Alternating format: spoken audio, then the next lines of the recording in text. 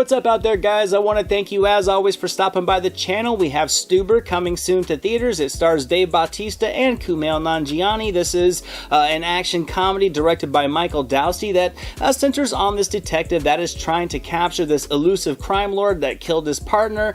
This detective also has some eye troubles, and after a recent surgery, he still can't see very good, so he's going to enlist the help of this unsuspecting Uber driver to help him out when he gets a tip that could finally lead to this villain's capture. Now, if you've watched the trailers, you should pretty much know what to expect from this one going in. It doesn't break the genre formula. The story is a plug-and-play variation of the usual tropes, and the progression is admittedly predictable. The character arcs, for the most part, are all pretty familiar as well, but on the other hand, I don't think this film really tries to sell itself as being anything but a collection of all these things. I think it's a textbook buddy comedy that promises viewers a collection of laughs as well as some adrenaline-pumping action, and that's pretty much exactly what this film delivers. Only in this instance, I would have to say that I think it was able to kind of surpass my tempered expectations with consistently effective humor and surprisingly capable action. I had a good time with Bautista and Nanjiani as this odd couple. I think Bautista was very much able to carry the action side of things. Nanjiani was great as the comedic lead. I think they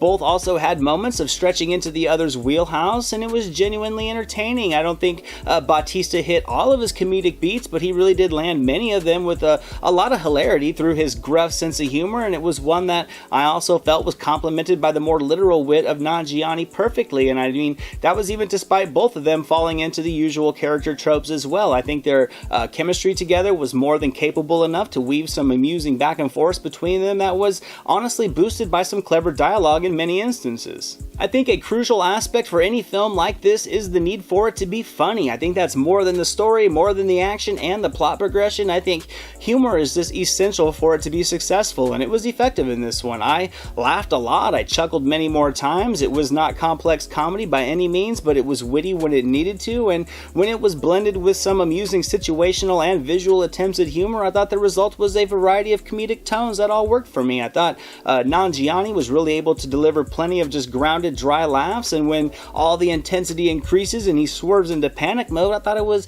equally as hilarious. And I also think that Bautista was really able to blend his efforts in with that same just natural timing to make them a very appealing odd couple. Like I mentioned earlier, the storyline is one that we've seen before. It does plug in a couple twists and some wrinkles here and there, but it's still very easy to forecast where this thing's gonna go. However, the runtime is short, the pace is pretty swift, it doesn't wear out its welcome. I think things are continually evolving, and with some fun action sequences and consistent humor, I thought it was very engaging while at the same time being familiar. The fight sequences for the most part are solid. The first action sequence was a little bit jarring with the shaky cam technique. It did kind of have me worried at first, but the camera work from there does settle down, and the collection of scenes that follow that to overall result in a great directing effort from Dousty. I think for this quick runtime, there was a good collection of action set pieces that were effectively able to keep the energy up in this movie. I think the sequences also never abandoned the comedic tone, and it was fun to kind of sit back and watch a well-crafted fight sequence while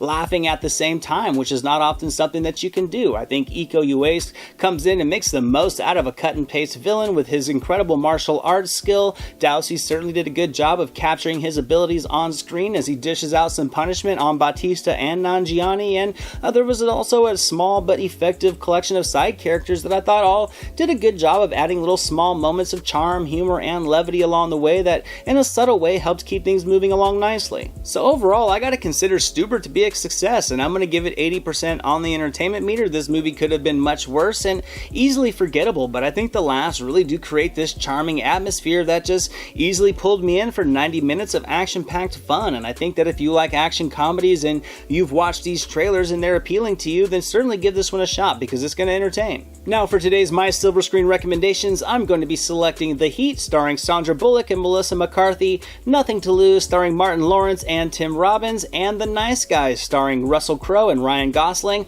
all movies that center on buddy comedy and odd couple tropes.